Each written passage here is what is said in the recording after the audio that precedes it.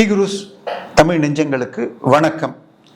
கடந்த 2 நாள் முன்பாக அமெரிக்காவில் உள்ள தமிழர் கூட்டமைப்பான ஃபெட்னாவில் திரு அண்ணாமலை அவர்கள் கலந்து கொண்டு பேசியுள்ளார். அப்பொழுது தமிழ் என்பதை இந்துக்கள் என்று சுருக்கக்கூடாது, கிறிஸ்தவர்கள் முஸ்லிம்கள் என்று எல்லோரையும் அணைத்து செல்ல வேண்டும், இலங்கை தமிழருக்கு குரல் கொடுக்கணும்.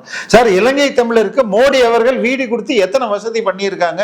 மோடி வந்த பிறகு விரல் விட்டு எண்ணுவதை, ஒரு கையில் இருக்கிற விரல் விட்டு கூட என்ற அளவுக்கு சுடப்படவில்லை. அதுக்கு முன்னாடி மாசத்துக்கு 2 பேர் 4 பேர் தமிழ் மீனவர்கள் சுடப்பட்டார்கள்னு வரும்.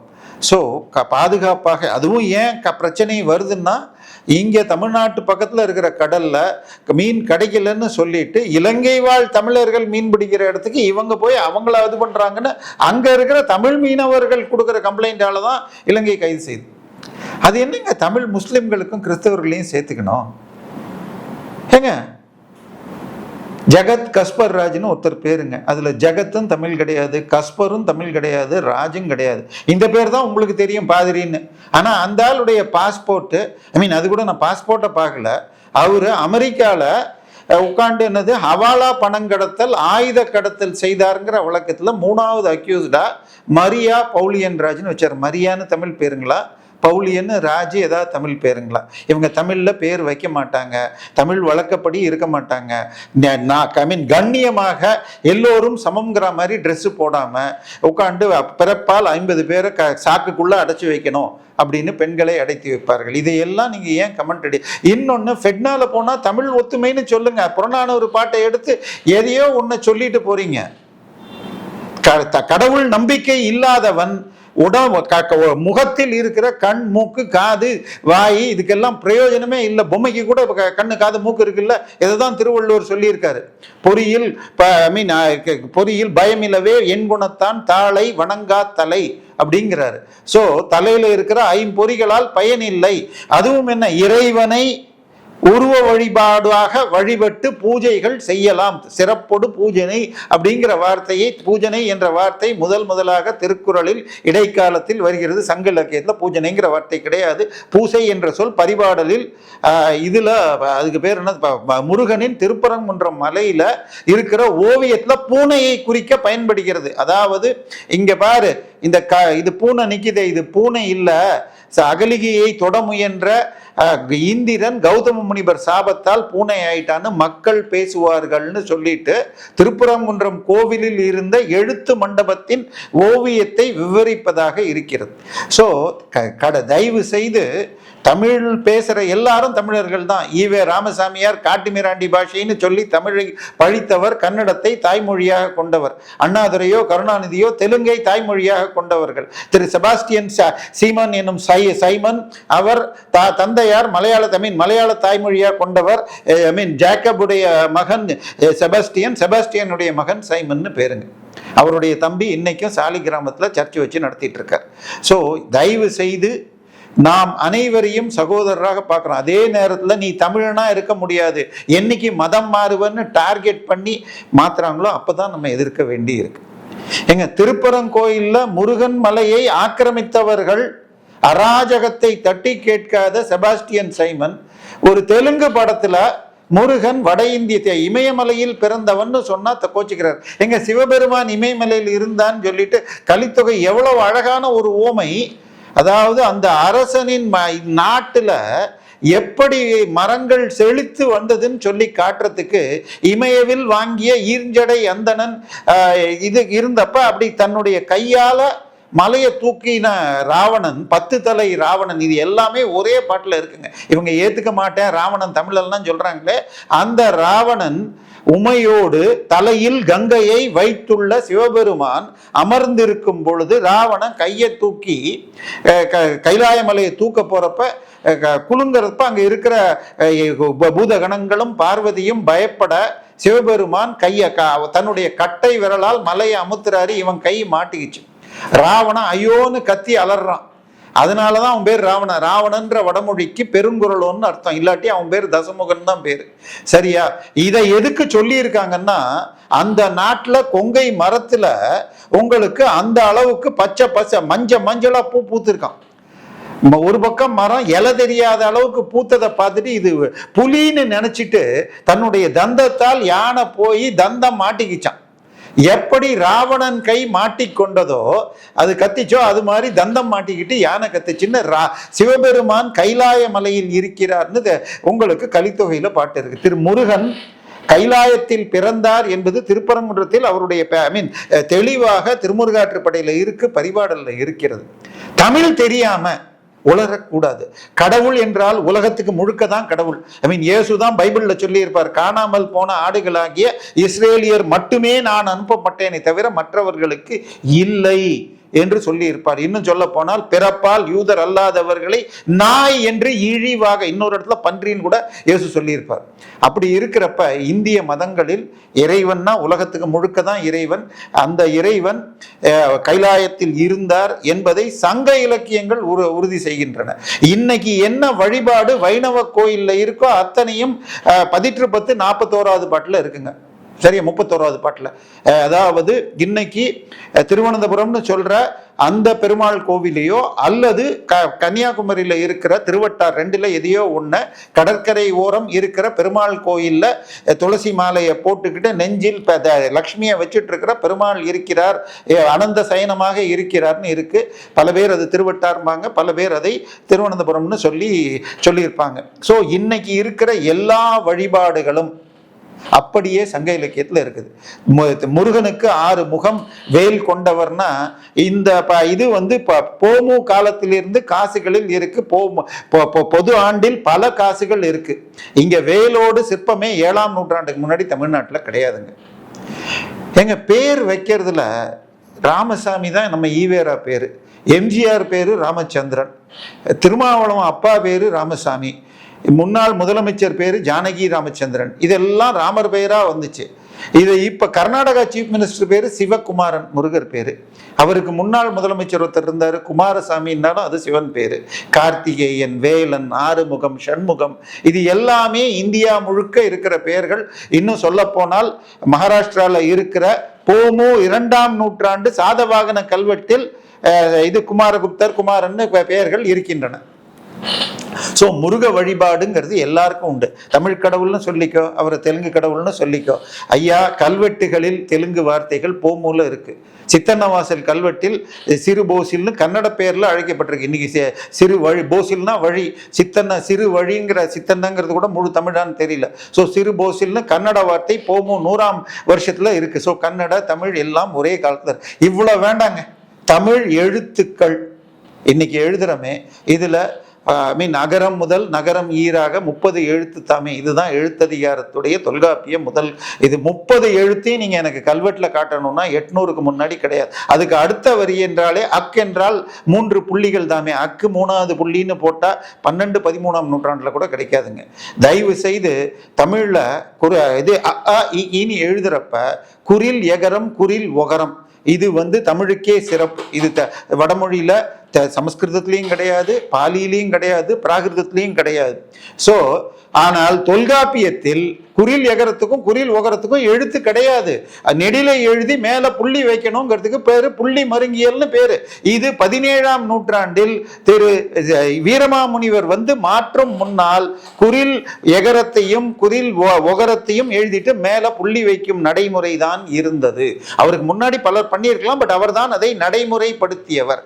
ஏன் இது வடமொழிக்காக உருவாக்கப்பட்ட பிராமி எழுத்தை தமிழகம் எடுத்துக்கொண்டது. இதுக்கெல்லாம் ரொம்ப பெரிய உதாரணம் கீழடியில கிடைத்த வார்த்தை திசன் என்ற பெயர். கீழடியுடைய காலம் ரஃப்லி 300 வரும், இவங்க 800ன்னு பீலா விடுவாங்க. எந்த காலம் வேணா வச்சுக்கங்க.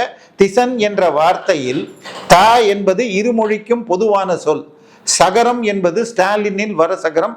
அதை நாங்க சரஸ்வதி சான்னு சொல்லுவோம். ஹிந்தி கத்துக்கிறப்ப சரஸ்வதி சான்னு சொல்லுவாங்க, பட் மக்களுக்கு புரிய ஸ்டாலின்ல வர்ற சா. அதற்கு அடுத்தது நகரம் இருக்கு பாருங்க, 2 சுழி இன்னு சொல்லுவீங்க. அந்த இன்னு தமிழுக்கு மட்டுமே சிறப்பு. இன்னைக்கு கல்வெட்டுகள் பிராமியில எழுதி இருந்தா அது தமிழா வடமொழியாங்கிறது. இப்ப கோபால் அப்படிங்கிற பெயரை GOPALன்னு எழுதலாம், தமிழ்ல கோபால்னு எழுதலாம். இல்ல எதுல எழுதினாலும் இது ஒரிஜினலாக வடமொழி சொல். கோன்னா பசு, பசுவின் ஐ மீன் பாலன் ஹன் அப்படிங்கிற ஒரு வட சொல்லை எல்லா மொழியிலையும் பயன்படுத்துகிறோம். ஷண்முக சுந்தரம்னு நீங்கள் தமிழில் எழுதினாலும் ஷண்முகம்னா 6 முகங்களை கொண்ட சமஸ்கிருத சொல், அது 6 முகம்னு தமிழில் எழுதுகிறோம். ஸோ இது போல தமிழுக்கு வடமொழிக்கு உருவாக்கிய எழுத்துக்களை தமிழ் பயின்று மேலும் சிறப்பாக்கியிருக்கு. எனவே தமிழும் வடமொழியும் சகோதரிகள், இரண்டுமே சிவனுடைய இதிலிருந்து இதிலிருந்து வந்தது என்பது இது சொல்கிற விளக்கங்கள். இதை நீங்க கடவுளை நம்பாம முப்பாட்டன்னா என்ன? யூத முப்பாட்டன் இயேசுவை வழிபடுறவங்களும், அரபிய முப்பாட்டன் அல்லாவை வழிபடுறதை பத்தி முப்பாட்டன் ஏன் சொல்ல மாட்டேன்றீங்க? முருகன் என்பவன் இறைவனின் மகன். இன்னொன்னு, முன்னோர் வழிபாடுங்கிறது வழிபாடு இல்லைங்க, அவர்கள் சொர்க்கலோகம் செல்பவர்கள் அப்படின்னு தான் கல்வெட்டுல 3 இதுல இருக்கும். நடுகள் வழிபாடுங்கிறது அவர்களை அடையாளப்படுத்தி சொர்க்கத்துக்கு அனுப்புவதற்குத்தான் நடுகள் வைப்பார்கள். பல நடுகள்கள்ல 3 விதமா இருக்கும். கீழே எதற்காக அவர்கள் இப்போ புலியை அடிச்சு செத்து போனாங்க, இல்ல எதிரியை இதை கீழே போடுவாங்க, அதன் பிறகு அவர்கள் போற்றப்படுவது 3வது சிவலோக பிராப்தி அடைஞ்சார்கள்னு சிவலிங்கத்தை கட்டி பிடிச்ச மாதிரியோ இல்ல விஷ்ணுவோட இருக்கிற மாதிரி வைகுண்டம் போனார்கள்னு நூற்றுக்கணக்கான கல்வெட்டுகள் இருக்குது. உடனே நாங்க முன்னோர் வழிபாடு, முன்னோர்களை வழிபடுவது வழக்கமில்லை, முன்னோர்களை போற்றி சொர்க்கத்துக்கு அனுப்புவது வைதீக தமிழர் மரபு.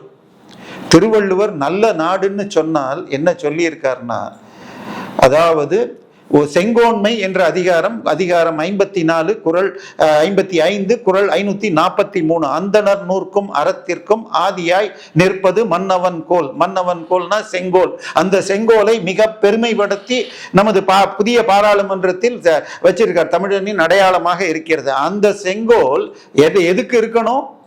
அந்தணர்களின் நூல் வேதங்கள், அந்தணர்களின் அறநூல்கள் தர்மசாஸ்திரங்களுக்கு அடிப்படையாக இருக்கணும்.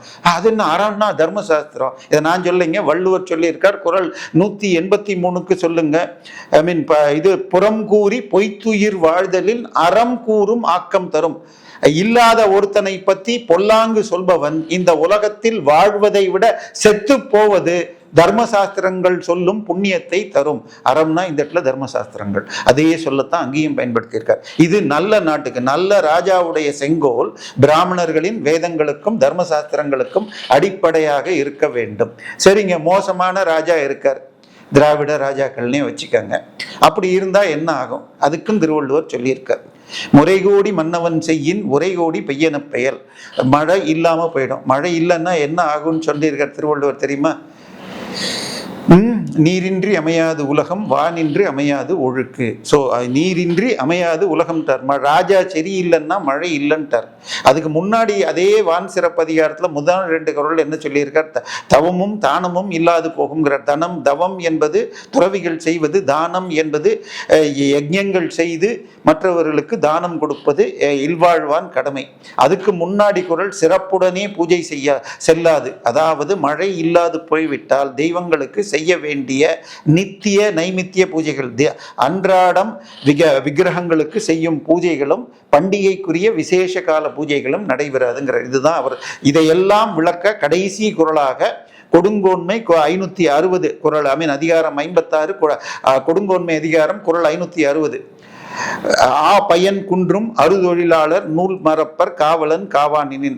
பயன்னா பசுக்கள் தனும் பயன். இதே திருவள்ளுவர் ஆவிற்கு நீர் இறைத்தல்னு ஆங்கிறத பசுங்கிற பொருள்ல சொல்லியிருக்கார். எனவே இது ஆகின்ற தொழில்கள் பயன்லாம் யாராவது கதை விட்டா தயவு செய்து எடுத்துக்க வேண்டாம். இது பசுவிற்கு, பசு தரும் பால், நெய், தயிர், வெண்ணெய், நெய் இதெல்லாம் குறைந்து போகும். அதுக்கு அடுத்தது அறுதொழிலாளர் நூல் மரப்பர்னா பிராமணர்கள் வேதங்களை மறப்பார்கள். இதுதான் நாட்டிற்கு மழை பெய்தலை விட பெரிய கேடுன்னு இருக்கார். அறுதொழிலாளர் என்ற சொல் ஷடகர்ம நிஷதர் என்ற வடமொழியின் தமிழ் வார்த்தை. இதை விளக்கம் தமிழ்லேருந்தே எடுக்கலாம். 10 24வது பாட்டில் ஓதல் வேட்டல் அவைவிரர் செய்தல் ஈதல் ஏற்றல் அறுதொழிலாகும் இருக்கார். ஓதல் வேட்டல் படித்தல், படிப்பை சொல்லிக் கொடுத்தல். வேட்டல்னா வேள்வி செய்தல், தனக்காக செய்தல், அதை மற்றவர்களுக்காக செய்வித்தல். ஸோ இது அத்தனையும் திருக்குறள்ல இருக்குங்க. இதையெல்லாம் செஞ்சாதான் தமிழன். ஆனா இந்த மரபெல்லாம் ஏத்துக்கிட்டு அந்நியருடைய மிரட்டலுக்கோ காசுக்கோ மிஷனரிகள் எழுதிய வார்த்தை மதம் மாறியவர்களை அரிசி கிறிஸ்தவர்கள், ரைஸ் கிறிஸ்டியன் யூஸ் பண்ணது நான் இல்லை, 18ஆம் நூற்றாண்டு கிறிஸ்தவர்கள் மிஷனரிகள். எனவே இந்தியாவில் 5800 லட்சம் கோடிகளை கொள்ளையடித்து சென்று 20 கோடி இந்தியர்களை கொன்றது மிஷனரிகள் ஆட்சி. அதை போற்ற வேண்டாம். நீங்க தமிழர்களாக ஒன்றுபட்டு வளர்ச்சியை நோக்கி போகணும். அதை விட்டுட்டு நல்ல திட்டங்களை எதிர்த்து கொண்டும் இன்னைக்கு வரைக்கும் மெட்ராஸ்க்கு ஒரு ஏர்போர்ட் இல்லை. இன்னைக்கும் லண்டனுக்கோ அமெரிக்காவுக்கோ போகிறவன் இப்போ இங்கேருந்து பெங்களூரில் போய் ஏறுறான். ஏன்னா இங்கே பெரிய ஏர்கிராஃப்ட் ஏற முடியல. இதை எதிர்த்துட்டு இருக்காங்க. 2வது ஏர்போர்ட்டுக்கான லேண்டை 5 வருஷம் முழுக்க திமுக வாங்கி தரல. புதிய ஆட்சி ரத்து பண்ணியிருக்கு. அண்ணாமலை முன்பு விஜய் எதிர்த்தால் மாற்று நிலத்தை உடனடியாக கொடுக்கணும்னாரு. இவங்க இப்போ வேண்டவே வேண்டாம், திருச்சி மதுரையை மாத்திரன்னு சொல்கிறாங்க.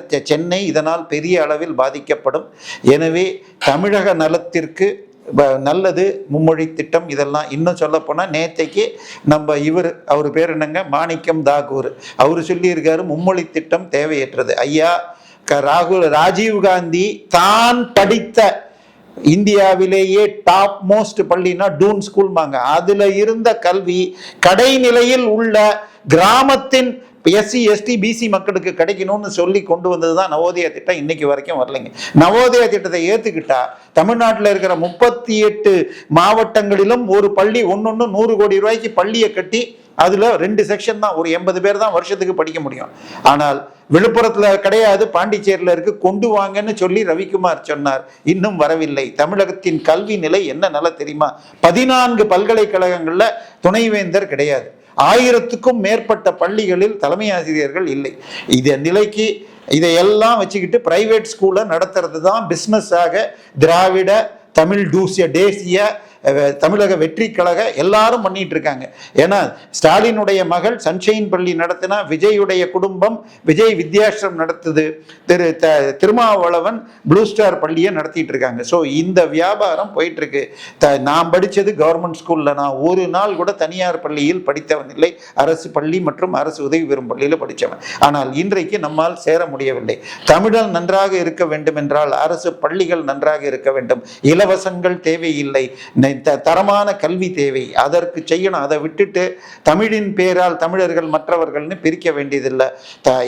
சென்னை கோயம்புத்தூர்ல குன்னூர்ல இறந்து போன முப்படை தலைவர் இறந்த பொழுது மேட்டுப்பாளையத்திலிருந்து சூலூர் வரைக்கும் வழிமுழுக்க தமிழர்கள் நின்று வரவேற்றாங்க. அதே கருணாநிதி அமைதிப்படை வந்தப்ப யாழ்ப்பாணத்திலிருந்து வரவேற்க கூட போல. தமிழின விரோதிகள், திராவிட சர்ச்சு கொத்தடிமைகள் தயவு செய்து இதிலிருந்து வெளியில வரணும். இந்த நிலைக்கு நாம் இதை அண்ணாமலை பேசியதை வைத்துக்கொண்டும் நேற்றைக்கு மாணிக்கம் தாக்கூர் பேசியதை வச்சுக்கிட்டே புரிஞ்சுக்கலாம். தமிழர்கள் இந்தியாவின் மிகப்பெரிய, நம்ம இதுவே என்ன சொல்லுது, தமிழ்தாய் வாழ்த்தே, பரத கண்டத்தின் திலகமாக தமிழகம் இருக்குதுங்கிறது. பரதத்தை தாயாக பார்த்து திலகமாக கொள்ளுது.